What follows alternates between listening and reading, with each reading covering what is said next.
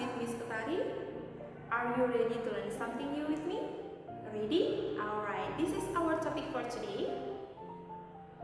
Oke, jadi sebelum kita mulai, mari kita simak dulu penjelasan video dari Miss Utari. Mari kita simak. Tema 5 subtema 1 komponen ekosistem. Sebelum belajar, ada baiknya kita mengetahui tujuan pembelajaran kita terlebih dahulu. Yang pertama, mengetahui pengertian ekosistem dan komponen ekosistem. 2. Mengetahui pengelompokan hewan berdasarkan jenis makanan. 3. Mengetahui perbedaan daur hidup dan metamorfosis. Apakah yang kalian ketahui? Yang kamu ketahui tentang ekosistem? Pernahkah kalian lihat ekosistem sebelumnya? Oke, jadi ekosistem adalah hubungan timbal balik antara makhluk hidup dan lingkungannya. Nah, jadi tingkatan satuan pada ekosistem terdiri atas individu, populasi, komunitas. Jadi ini merupakan contoh dari individu. Kumpulan individu akan membentuk suatu populasi, kumpulan populasi akan membentuk komunitas, dan komunitas berada dalam satu tempat disebut dengan ekosistem. Kemudian, individu merupakan makhluk hidup tunggal, contohnya sebatang pohon, seekor lebah, seekor rusa, seekor kumbang, kemudian seekor kelinci, dan seekor kupu-kupu. Jadi ini disebut dengan individu. Kemudian populasi merupakan kumpulan dari individu sejenis yang menempati suatu tempat tertentu. Contohnya adalah populasi dari benar, ada bebek di sini ya. Kemudian komunitas merupakan populasi atau kumpulan populasi yang menempati satu tempat, yaitu makhluk hidup di suatu daerah tertentu. Merupakan populasi makhluk hidup di suatu daerah tertentu yang berkumpul dan melakukan suatu hubungan timbal balik. Nah, kemudian ada komponen ekosistem. Komponen ekosistem yang pertama adalah komponen biotik. Komponen biotik merupakan semua makhluk hidup yang terdapat di dalam ekosistem, terdiri atas produsen, konsumen, dan pengurai. Nah, ini disebut dengan komponen biotik atau komponen yang hidup ya, kids. Kemudian, ada pun yang disebut dengan produsen, contohnya adalah tumbuhan. Produsen adalah makhluk hidup yang mampu membuat makanannya sendiri atau menyediakan makanan bagi makhluk hidup lain, sedangkan konsumen merupakan makhluk hidup yang mengkonsumsi makanan yang dihasilkan oleh produsen, contohnya adalah hewan. Dan pengurai contohnya adalah jamur, itu akan menguraikan sisa-sisa makhluk hidup. Kemudian selanjutnya yaitu komponen abiotik. Komponen abiotik merupakan komponen benda mati yang ada di ekosistem atau di lingkungan kita. Contohnya air, tanah, batu, cahaya matahari, dan angin.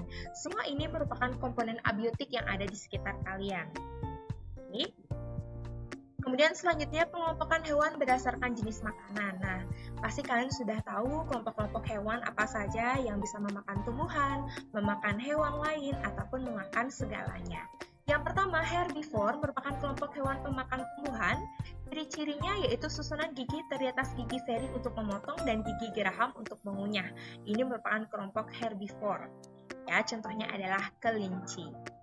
Kemudian, contoh hewan lain yang termasuk golongan herbivore ada badak, kemudian ada sapi atau kemudian ada kuda, dan masih banyak lagi contoh-contoh hewan herbivore yang mungkin pernah kalian lihat di kehidupan kalian sehari-hari.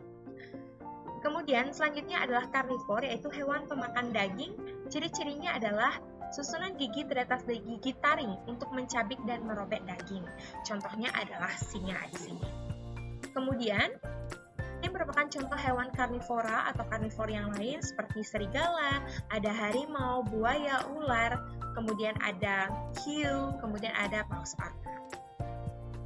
Kemudian ada omnivora, yaitu kelompok hewan pemakan tumbuhan dan hewan lain atau memakan daging. Ciri-cirinya adalah susunan gigi terdiri atas gigi seri, gigi taring, dan gigi geraham.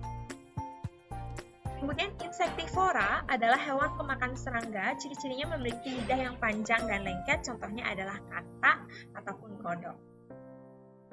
Kemudian berdasarkan struktur giginya, ini merupakan struktur gigi dari kelompok hewan herbivore, ya, tersusun atas gigi seri dan gigi geraham, sedangkan tengkorak hewan karnivor tersusun atas gigi taring yang sangat tajam, dan kelompok hewan omnivore terdiri atas gigi seri, taring, dan geraham.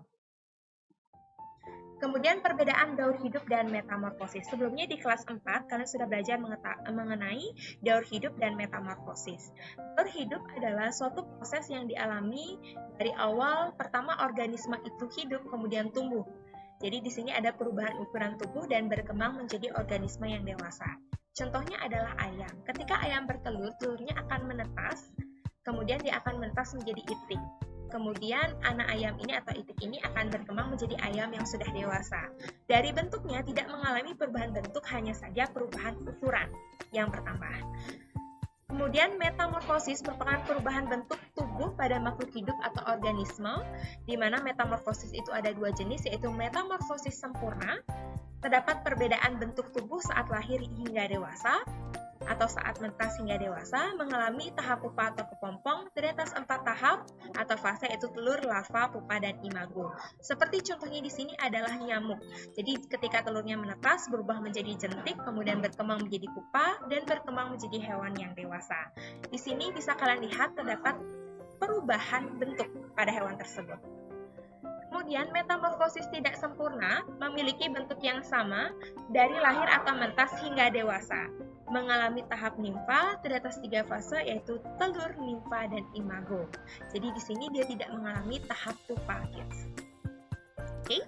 Nah, jadi sekian presentasi dari Miss Utari mengenai komponen ekosistem. Jika kalian memiliki pertanyaan, silakan kalian tanyakan saat virtual class atau saat pembelajaran face to face di sekolah. Thank you so much.